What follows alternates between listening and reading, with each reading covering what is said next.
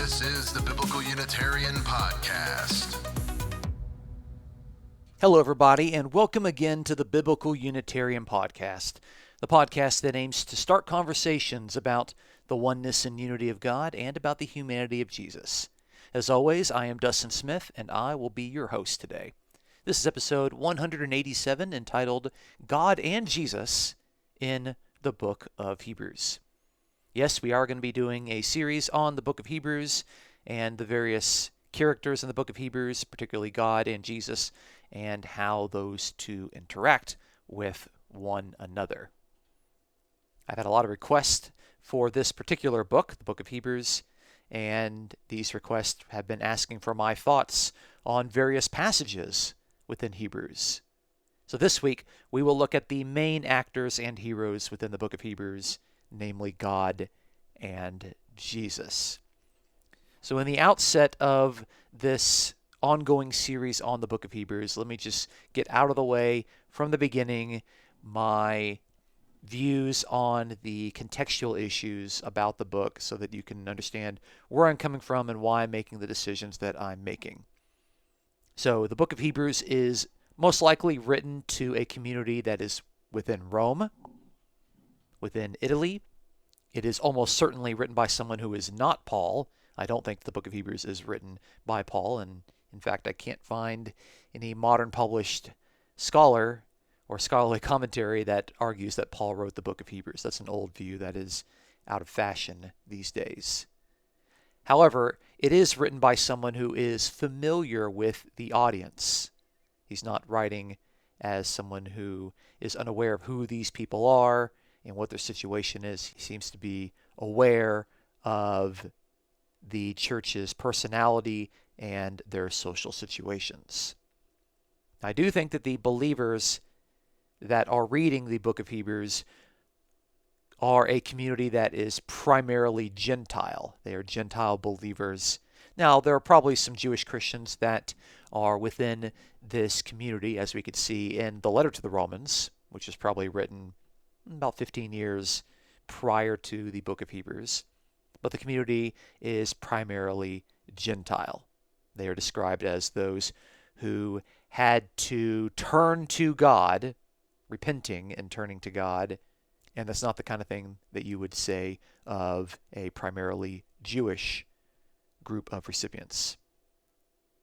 The Book of Hebrews is written by a male, but we don't know who this person is. There is a masculine participle in chapter 13 that indicates that the writer is a male. He is a man.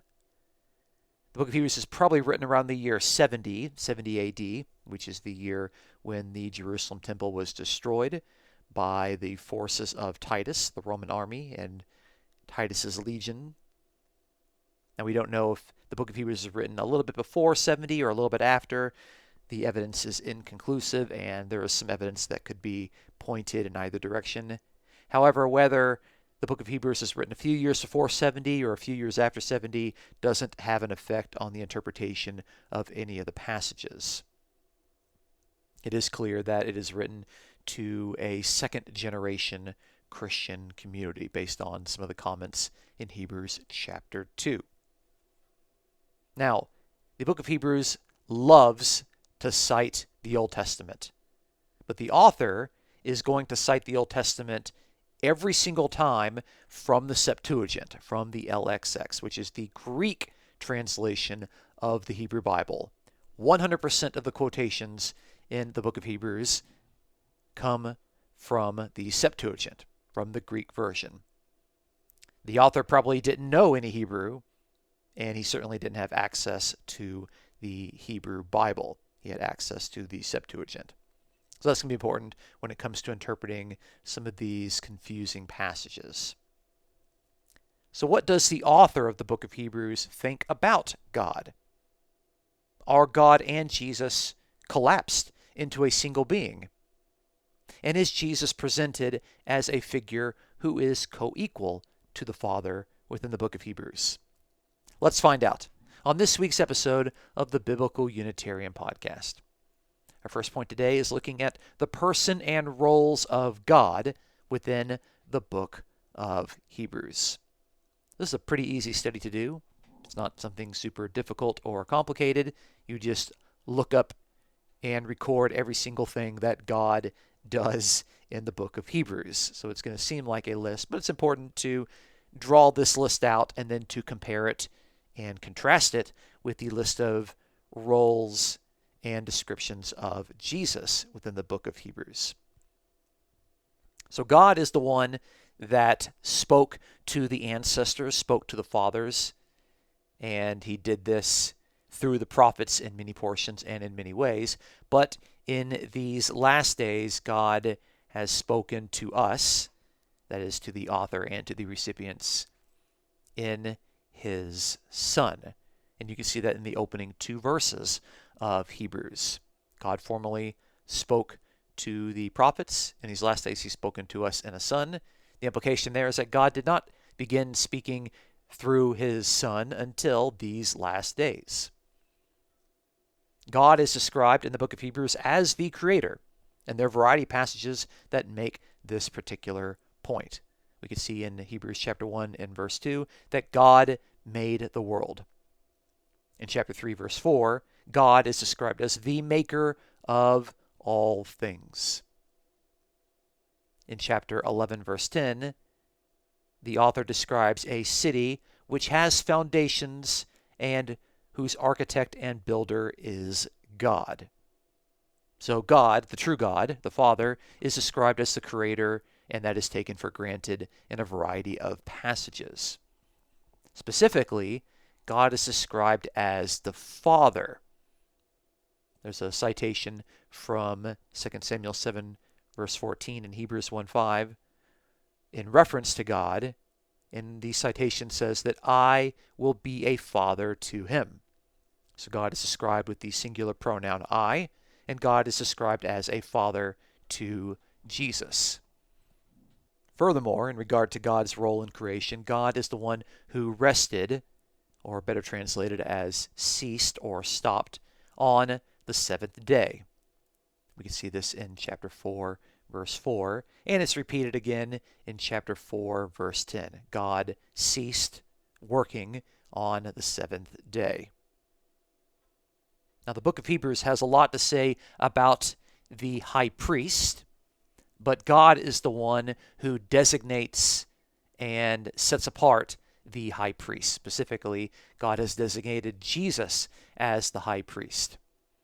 It says in chapter 5 and verse 10 about Jesus that he is being designated by God as a high priest according to the order of Melchizedek. That's chapter 5, verse 10. Now, the reader of the book of Hebrews is presumed to be a believer, a Christian, and their faith is directed towards God. Chapter 6, verse 1. So faith is directed towards God. Those in the church have plans and desires and various modes of activity, and God is the one who allows and permits this activity of those that are within the church in chapter 6, verse 3. God is also the one that sends blessings, specifically the rain that brings forth vegetation. We can see that in chapter 6, verse 7. There are some places to where God is unambiguously described as a single person.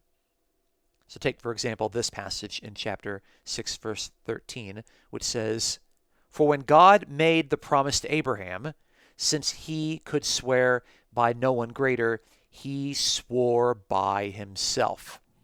Chapter 6, verse 13, where God is described with this reflexive pronoun, himself. That is a single self. That is one person. There's another place where God is described as a single person in chapter 11 and verse 6, which says, "Without faith it is impossible to please him, for he who comes to God must believe that he is," using the third person singular of the verb to be.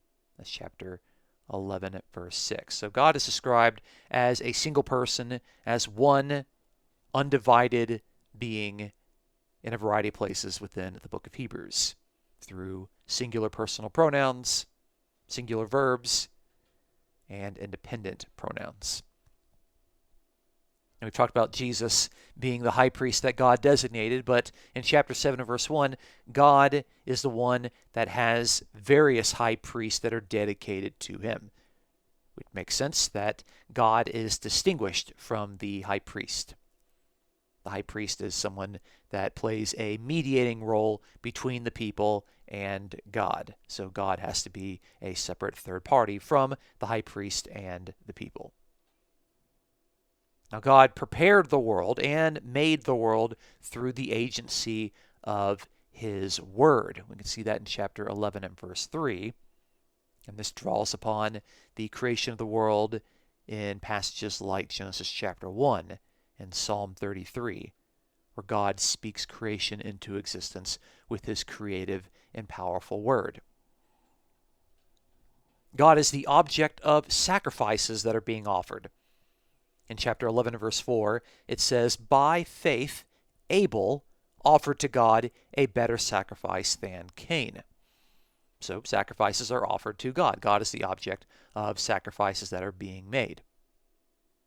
God is the one that raises people from the dead in chapter 11, verse 19. As the one who raises people from the dead, that overlaps with God's role as the cosmic judge. Over whom is God the judge? Well, chapter 12 and verse 23 says that God is the judge of all persons. Chapter 12, verse 23. A little bit later, in chapter 13 and verse 4, it says that fornicators and adulterers God will judge, further indicating that God has the role of judgment, and that is attributed to him. Now, we've talked about regular sacrifices, that is, burnt offerings, but God is also the object of cultic service, being translated from the Greek verb latrevo, which is used for cultic service. In chapter 12, verse 28, it says, "Let us show gratitude by which we may offer to God an acceptable service with reverence and awe." And it's that word service, offering to God acceptable service, from the Greek verb latrevo, and God is the object of this type of service. Unpacking this a little bit more, we can see that sacrifices of praise are offered to God. In chapter 13, verse 15, it says, "Let us continually offer up a sacrifice of praise to God." And in the next verse, it says, we are to not neglect doing good and sharing, for with such sacrifices God is pleased. So sacrifices there are described as sharing and doing good, and of course, offering praise. But God is the object of these redefined sacrifices. Those are the primary things that are used to describe God, his person, and his various roles within the book of Hebrews. And we can take that list and we can compare it and contrast it to a similar list describing the various descriptors involving Jesus. And we'll look at that list right now in point number 2. Point number 2 is the person and roles of Jesus within the book of Hebrews. Now, the opening thing that we need to make clear, and we're going to have an entire episode dedicated to this particular point, is that Jesus is described in terms of God's wisdom. The Jewish practice of speculating on God creating the world through the agency of his personified wisdom, God's wise interaction with creation. The author of Hebrews seems to adopt this understanding, influx it with his own Christology, and the author of Hebrews expects his readers to pick up these wisdom connections. So in the opening 4 verses, Jesus is described in terms of God's wisdom on 4 different occasions. Chapter 1, verse 2, Jesus is described as the one through whom God made the world. And of course, it is personified wisdom, which is the agent through which God created the world. So Jesus is being described as God's wisdom. In chapter 1, verse 3, there is a very rare word that's used in Greek, the noun apavgasma, which doesn't appear anywhere else in the New Testament, but it does appear in a personified wisdom passage in the Septuagint book Wisdom of Solomon, chapter 7. And it's that description of personified wisdom from Wisdom of Solomon, chapter 7, that is quoted here of Jesus in chapter 1, verse 3, where it says that Jesus is the radiance of God's glory. Now, this noun, apavgasma, we'll spend some more time talking about this in next week's episode. It could be understood in the active sense, or it could be understood in the passive sense. And an argument, I think, is very strong in favor of the passive sense, because there's some parallelism in chapter 1, verse 3 that seems to suggest a passive meaning. But the active meaning of this Greek noun, apavgasma, would be radiance, in that Jesus is the radiance of God's glory. But the passive meaning involves reflection, meaning that chapter 1, verse 3 would be translated in that Jesus is the reflection of God's glory. But these are descriptions that were used of God's personified wisdom formerly, and now they're being used of Jesus, because the author understands Jesus to be the embodiment of God's wisdom, the climax of God's wisdom. So things that were said about God's wisdom can now be said of Jesus. Also in chapter 1, verse 3, Jesus is the one who upholds all things by the word of his power. Or it could be translated that he holds all things together by the word of his power. And this phrase was formerly said of personified wisdom. Now it's being said of Jesus. And lastly, we can see that Jesus sits at the right hand of God. This, of course, is a major theme throughout the book of Hebrews. But yet again, Lady Wisdom, God's personified wisdom, is also portrayed as the one that sits at God's right hand. So in the opening 4 verses, we have 4 different descriptions of Jesus. He is the one through whom God made the world. He is the radiance or the reflection of God's glory. He's the one that upholds things with the word of his power, and the one sitting at God's right hand. All 4 of these things were formerly said about Lady Wisdom well before the book of Hebrews was even written. So we'll talk a little bit more about that in next week's episode. Moving on, in regard to Jesus, Jesus is the object of worship. Chapter 1 and verse 6, it says, when he again brings the firstborn into the world, I think this is in reference to the second coming, when he again brings the firstborn into the world, he says, and let all the angels of God worship him. So Jesus is the object of worship. He is worthy of worship. Specifically, Jesus is the Son of the Father.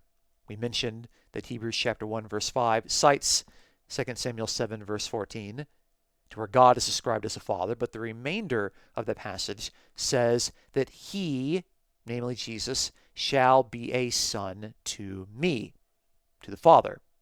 So God will be Jesus' Father, and Jesus will be the Son to the Father. So it's not just that we have the Father and the Son. The Father is the Father of the Son, and the Son is the Son of the Father. They aren't just arbitrary roles given to separate persons. They have a relationship to one another. Granted, the primary meaning of Son in the book of Hebrews is the honorary title given to the anointed king, to the Messiah, to the King of God's kingdom. But it demonstrates a relationship between God and Jesus. Now we're going to have to come back and talk about some of these passages because they're controversial within biblical Unitarian circles, but I need to get them out of the way here, at least initially, to make our list look complete. So in Hebrews 1 verse 8, there is a citation from Psalm 45 to where Jesus is called God. But he's called God in the manner that the Davidic king was called God in Psalm 45. So God shares the title God, Theos, with Jesus. That's a common thing for God to do, to share his title, his privileges, and his prerogatives with appointed agents, with authorized individuals. And the way that this was used with the Davidic king back in Psalm 45 is now being used to describe Jesus in chapter 1, verse 8. And that's not even the most controversial point. In chapter 1, verse 10, we have a citation from Psalm 102. And in Hebrews 1:10, Jesus is described in some sense as one who laid the foundations of the earth. And we need to take some time to unpack this passage further, and it's going to take an entire podcast episode dedicated to this passage in order to do it, because there are a lot of complications, there are a lot of details, there are a lot of factors, there are a lot of things involving translation that we need to talk about, and it needs to be read in light of the Christology that was already introduced earlier, namely wisdom Christology. But we have to say that in some sense Jesus is described as one who laid the foundations of the earth in chapter 1, verses 10 through 12, which is a citation from Psalm 102. This just begs for more unpacking, and we will do that in a later episode. But it's easier to focus on the clear passages, and so I want to make sure that we give attention to those. But I want to acknowledge that there are some difficult passages here. That is true. And we shouldn't shy away from those. In chapter 2, verse 7, Jesus is ranked lower than the angels, at least initially, in his human ministry. That's in chapter 2, verse 7. Now, while Moses was faithful in his role, Christ was faithful as a son. In Hebrews chapter 3 and verse 6. The implication is that Jesus, of course, is the Son of God, and he was faithful to someone else. Namely, he was faithful to God. Jesus had a faithful, loyal, obedient relationship to God. In chapter 4 and verse 10, Jesus entered his rest in a similar way that God had entered into rest when God ceased from creation. So Jesus is likened unto another person who entered into rest, but they're clearly distinguished. In chapter 4 and verse 14, Jesus is described as the great high priest who has passed through the heavens, and this high priest is described as the Son of God. So we can see the relationship between God and Jesus. Not only is Jesus a son, but he is the Son of God. He is that anointed king, the Israelite king, the Messianic king. Now, in the description of Jesus as the high priest, the passage starts out in chapter 5, verse 1, that every high priest is taken from among men.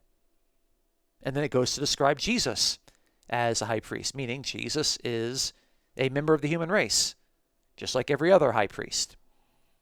It's a very interesting admonition by the author of the book of Hebrews. Now, as a son, Jesus is someone who not only demonstrated his faithfulness, but also someone who was obedient. In chapter 5 and verse 8, Jesus learned obedience from the things which he suffered. So we can see that Jesus was someone who obeyed God, and he was also someone who indeed suffered. Jesus, as the one that suffered, also died. He legitimately died. He was crucified, according to chapter 6 and verse 6. And Jesus was crucified as the Son of God. The author of Hebrews does not try to suggest that Jesus possesses two natures or some sort of dual nature Christology, to where the Son of God is perhaps divine, but the humanity part is what really died. No, for the book of Hebrews, Jesus is completely the Son of God, and the Son of God was the one that was crucified. Hebrews chapter 6, verse 6. Now, as the high priest, Jesus is over the household of God. We can see in chapter 10, verse 21, where it says that we have a great high priest over the household of God. So even though Jesus was ranked lower than the angels, he's now exalted to someone who is over the entirety of God's household. And lastly, Jesus is described as the shepherd of the sheep. We can see that in chapter 13, verse 20. So there are a lot of things that are said about Jesus and a lot of things that are said about God, but those two lists don't seem to overlap. They seem to be describing two distinct individuals. Jesus is not described as doing things that God does. And so if we have a list of God and a list of things that Jesus is doing, I think it's important for us to look and to see, okay, in what ways do God and Jesus interact? And how do they function in relation to one another? And that will bring us to our third and final point, which is the relationship between God and Jesus. In chapter 1, verse 2, we see that God has appointed Jesus as the heir of all things. Jesus is the heir. He's the one that inherits all things, but God is the one that gives these things to Jesus. Of course, we talked about wisdom Christology. God is the creator, but he creates through Jesus in terms of wisdom. God created the world. So God is the creator, but God created through Jesus in some sense. We need to take some time to talk about that. We talked about how Jesus is the radiance of God's glory. Of course, that could passively be the reflection of God's glory. But God there is the source. And it's not even God specifically, it's God's glory that Jesus is radiating or reflecting. And with Psalm 110 being a dominant passage within the book of Hebrews, Jesus sat down at the right hand of God. Or as chapter 1 verse 3 says, Jesus sat down at the right hand of the majesty on high. Now, to make clear that sitting at the right hand of God is not specifically sitting on the throne, Hebrews chapter 12 and verse 2 says that Jesus sat down at the right hand of the throne of God, making that distinction. Now, even though Jesus is given the title God by God in the sense that the Davidic kings were given the title, Hebrews chapter 1 and verse 9 makes absolutely clear that Jesus has a God. He has a God above him, which is the Father. So, regardless of the way that Jesus is described with this exalted title, the text makes clear that Jesus has someone who is ranked above him. In regard to the various ways that Jesus is exalted and given these powerful, authoritative titles, we could see a citation from Psalm 8 in Hebrews 2 verse 7, which says that you, God, have crowned him, Jesus, with glory and honor, and you have appointed him, you, the Father, have appointed Jesus over the works of your hands. So God has given to Jesus God's glory, God has given to Jesus God's honor, and God has appointed him over the works of his hands.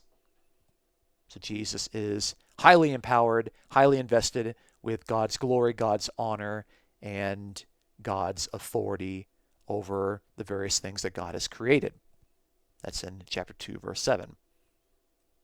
In chapter 2 and verse 10, it's a little bit difficult to get straight the pronouns, but it's pretty clear that it is God perfecting Jesus.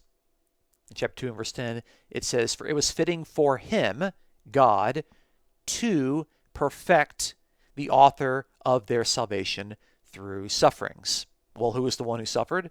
That's Jesus.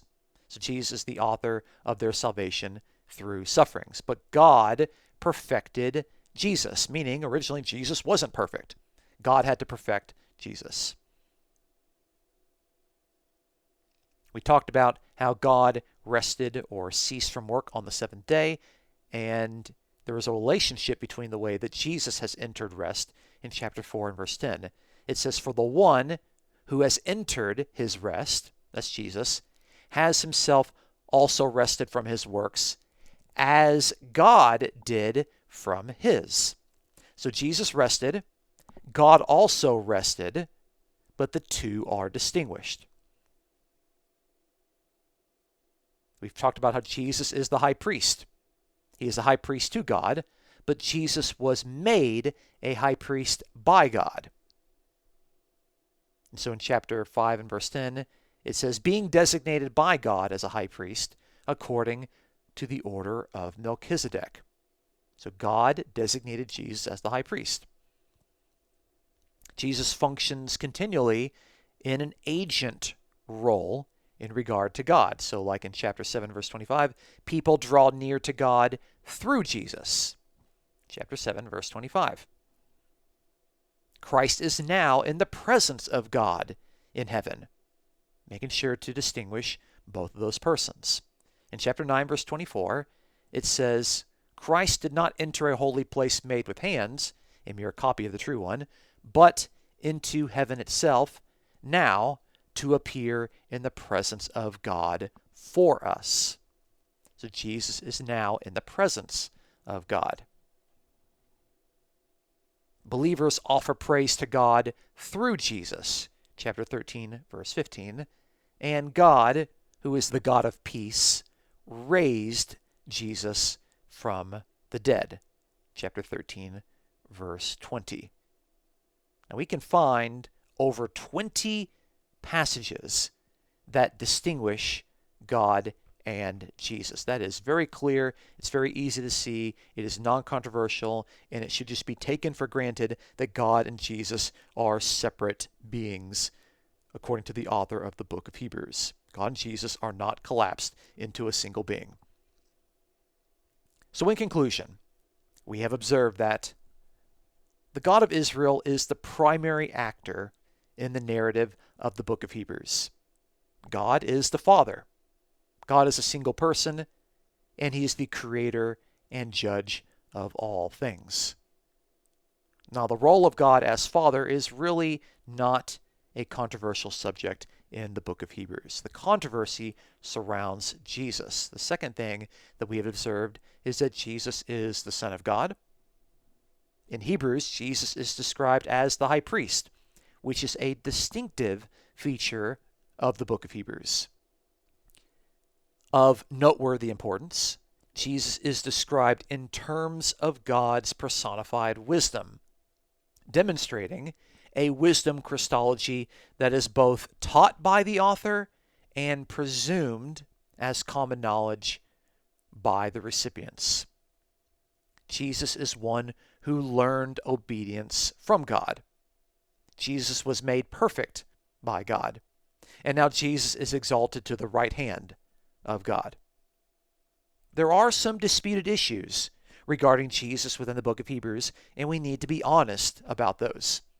There are questions about preexistence, Jesus' role as the wisdom of God. There are questions about Jesus being called God in chapter 1, verse 8. There are questions regarding the precise role in Jesus laying the foundation in chapter 1, verse 10. The relationship of Jesus to Melchizedek is something that also needs some discussion. And there is a passage that talks about a body prepared for Jesus. Is this a reference to bodily incarnation? So there are some disputed issues about Jesus. We'll have to return to those in future episodes.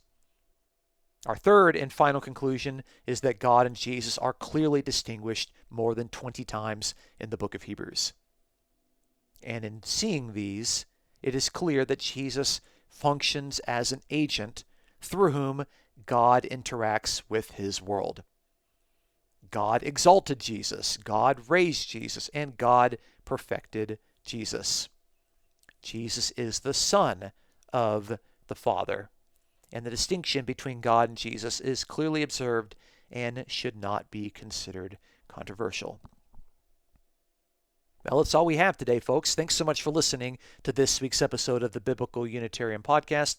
Join us next week as we look into the depictions of Jesus in terms of God's wisdom, and we try to make sense of what the author is saying and why biblical Unitarians should start to read the opening 4 verses in terms of wisdom Christology. Please look forward to our next episode. If you enjoy the podcast, please consider supporting us. You can offer a tip or donation at the PayPal link that is associated with this episode. The Biblical Unitarian Podcast is produced and edited by Dustin Williams. Its host is Dustin Smith. Until next time, you folks, please take care.